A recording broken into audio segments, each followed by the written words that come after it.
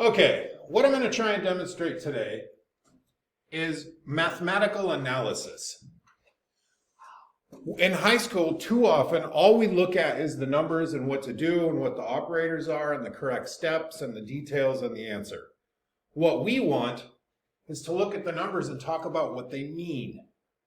If you are not into basketball, that's okay. What I want you to see is a demonstration of how a simple study of numbers can reveal deeper meaning. So, as you well know, the Lakers and the Warriors played a basketball game a couple nights ago to see who got the 7th seed and who would have to play tonight for a chance at the 8th seed. Let's start with the Warriors. And I think most casual fans immediately go to the team's best player and see how many points he's got. So clearly, Steph had 37. I'm not going to say it's his fault they lost, because it's not. He would have needed 47 to win that game. He was triple covered for some plays. He was double covered for others. But let's take a look at his stat line. He was 12 of 23 for 52% of his shots. A little low for Steph, but you have to remember, he was being double and triple teamed by the statistical best defensive team in the NBA. And they did it without LeBron for a long stretch of games. They did it without AD for a long stretch of games. And they were still the number one defensive team in the NBA. And yet, Curry missed 11 shots and made 12. So if you start to think, oh, well, then you go over and look at his three-pointers, where he made 6 of 9 for 66.6% of his threes. You're good if you can make 37 or 38. You're great if you're at 40 or 41. This dude is a beast. I'm not a Steph Curry fan, but I do have to admit, I believe he is the best player in the NBA because he's got comparable numbers to LeBron, and he's doing it at 6 inches shorter, and he gives up 90 pounds? LeBron can lower a shoulder and knock a guy flat, make a layup, and make one of his 2 free throws. Steph has to dance and slide and skitter, and he's still got the same kinds of numbers as LeBron. So I don't like the guy as a player, but I have to admit, I think he's got more skill and talent than any other player in the league to do this at 5'5", 5'6", something like that. Okay, 7 out of 8 free throws. That's expected for an elite. LeBron's got a 2 out of 3 career. That's not great. Steph had 7 rebounds. Again, this is like Nevin going in and rebounding and not even close to the tallest guy on the team. Only 3 assists, which is low for Steph, but he had to do a whole lot of scoring. He had no choice. So he took more shots than he normally would. It's playoffs, baby. Now, this guy, kind of a jerk, gives this guy crap. Oh, you made a mistake here, you made a mistake there. Never mind that he's 12 and playing in the NBA. Draymond missed the open 3. Yeah, we'll talk, Dre. 10 out of 18 shots. Very high percentage, especially for a guy as young as him. He is closer to the rim when he takes shots. I mean, Shaq's free throw percentage was, floor percentage was pretty high because it's really hard to miss a dunk when you're a foot taller than the guy defending you. So, Wiggins hit 10 out of 18. I would normally go to this and say this represents a selfish player. If you're going to miss that many threes, why are you still shooting them? However, in this case, it is evidence that Andrew Wiggins is a team player and is going to make it in the NBA. There is a scourge in the NBA right now of teams thinking, hey, it's cool to shoot 40-foot shots every time down the floor. And that came because of this guy. The problem is, he makes those shots. And he lets other teams think they can too. So the NBA has now resorted to deep shots, no defense, and It's kind of disgusting. But that's the way it is. So now teams want their big guys to shoot threes too. Because if your big guy comes out and shoots a three, their defense has to send their big guy out to cover you. And then Steph can skitter down the paint and make a layup. Shooting underhand from the free throw line almost to the gym floor or ceiling, where it bounces off the backboard and goes in. Curry is unbelievable.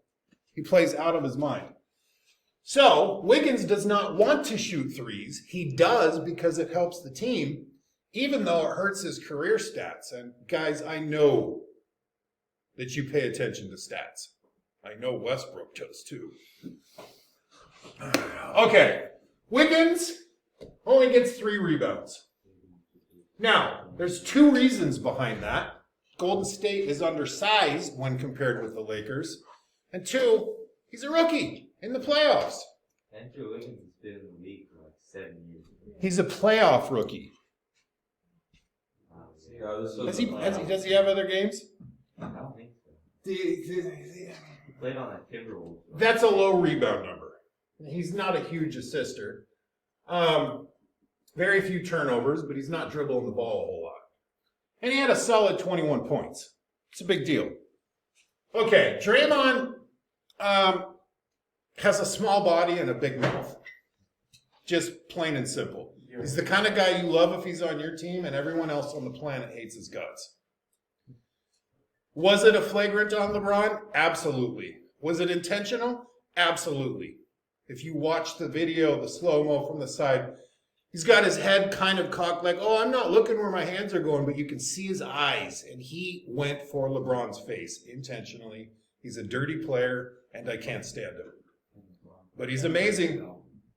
I think he's 6'4", and he's playing against guys 5, 6, 7 inches taller than him. Wait, are you talking about Draymond? Yeah. Draymond's 6'7". Yeah. That's 6'4" in the NBA. They don't expect a lot of points from him. A couple of made shots would have been nice. But he's given up a huge size advantage to Drummond and Davis and Gasol, although Gasol didn't play. And Trez, but we'll talk about that later. At least he's 100% on his free throws. He definitely has rebounds and assists. That's a team player. And one of these 3 blocks was on LeBron, so he had ownage. Oh, he had a block on the career set too. It was like on the corner of the bench. Yeah, that's like beating the 6th graders in a direct challenge. You can't brag about that one too much. Okay. Kevon Looney didn't play a whole lot of minutes, but he got solid points. Doesn't take threes. You do not want Looney taking threes. And when he was in the game, they were outscored by the Lakers by 1 point. So that's not bad for their big. Okay, then you'll notice that it's playoffs. So there's only 3 bench players getting into the game, but they're getting in for longer minutes than bench players usually get in there. I don't like 3 out of 7, but the 2 out of 5 helps. 40%, that's darn good. If you shot 40% on threes for the year, you'd be okay. LeBron, I think, was 36 for the regular season. Okay. Now, if you look at the plus minuses, this was a tight game decided by 3. There aren't a whole lot of huge negative numbers. That's not the worst thing in the world to happen. Now, I want to back off and take some meta statistics. How many points did the starters score for the Warriors? We've got 23, 29, 39, 69, 76. So 76 points by the starters. Out of there. And the bench then has what? 24. The other 24? Okay, so we'll keep those numbers in mind, and we'll switch to the Lakers. But not on this computer. Annie.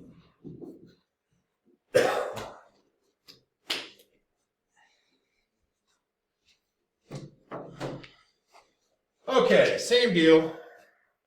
Casual fans immediately go to LeBron. I look over and see the 22 points and think, what happened? That's a disaster for LeBron. Yeah. 11 rebounds and 10 assists. Yeah, tripped up. Then they immediately go to Davis, who's the other name they'll know on the team, and they're like, oh, 25, he had himself a game. Now, it is of imperative nature that we look at this like LeBron and Davis were hurt for a long time, missing 20, 25 games. They came back for a couple.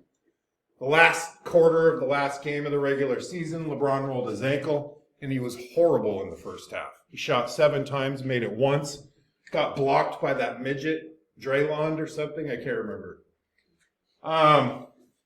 But he was playing and getting the rust off. You could see that the second half was much different. 41%. Anybody but LeBron, you'd be like, dude, stop shooting. Just stop shooting. AD's not much better. 0.5%. Took a lot more shots to get 3 more points. However, both of these guys are rebounding. And 6 offensive rebounds, if that could turn into 10, 12, 14 points, that's a big difference in a game that was won by 3. The turnovers were low. LeBron can frequently have a lot of turnovers. But you will notice that the plus minus says when LeBron was in the game, even despite his poor shooting in the first half, plus 13. When LeBron went to the bench, some of the other players that came in did not do the job he did. Oh my God. And they let... It's because he was getting tipped by 3. Okay, we're getting to Schroeder. Schroeder also either got COVID or went into COVID protocol and missed the last 7 games, 2 weeks of the season, and came back also rusty. But while 7 for 17 and 10 for 24 is not great, 3 for 14, that's time for the firing squad. I don't understand why Vogel left him in there. I love me some Schroeder. I love the way he slices the paint. He gets rejected about 25% of the time, but the other 3 out of 4, the shots go in. He carried this team when LeBron and Davis were down. So I'm going to forgive him this one time. Not cool, Schroeder. Not cool. He did at least get his 5 assists. I mean, you would, on the Lakers, that could be 15 or 20. All you got to do is lob it to LeBron or AD. And you'll notice that when he was in the game, his team was taking a huge punch. Huge. Okay, Drummond didn't get a lot of minutes. I don't know, because he's new to the Lakers, I don't know if this is because he's a big, then that's about his max, or if the Lakers wanted to not have him blow it because he's not been in the playoffs a lot. I'm not really sure where that comes from, especially when you have Trez, who was last year's 6th man, and he's getting less than 10 minutes in a playoff game, even though he's got a ring on his finger. This tells me that Harrell is in the doghouse with his coach. And I've noticed this the last month. The coach is not giving him many minutes. And I don't know whether to be upset at the coach or at Harrell for having a bad attitude. Kuzma, God gave him so many things, so many skills and talents. And I'm not going to say God made a mistake because apparently that doesn't happen, but I don't know why you wouldn't give him a brain too. I don't know. Kuzma has this fluid, natural, smooth way of moving on the court, and he has no idea where he's supposed to be or what he's supposed to be doing, ever. Ever. I love the guy's skill. He's never going to develop. His head is empty. It's a Kaepernick situation. Amazing skill and just doesn't know how to think his way through trouble. When he has a good game, everyone's like, oh, maybe. And then he has 7 mediocre or bad games in it before he has another good one. KCP was great. He didn't shoot a lot.